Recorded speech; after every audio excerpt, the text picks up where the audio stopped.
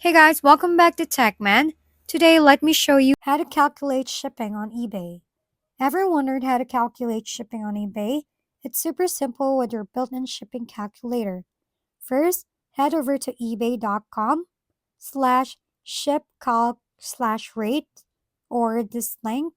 Once there, enter your package details, the weight, length, width, and height. Next, type in your origin and destination zip code. For example, if you're shipping a phone from Michigan to Albania, just fill those in.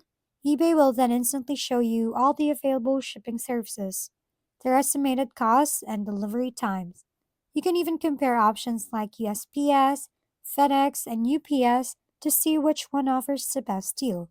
This helps sellers price their listings more accurately and ensure buyers get the fairest shipping rates possible. And that's it. Quick and easy and efficient. If we've been helpful, kindly give us a thumbs up and don't forget to hit the subscribe and bell button for more contents. For any questions and suggestions, comment down below.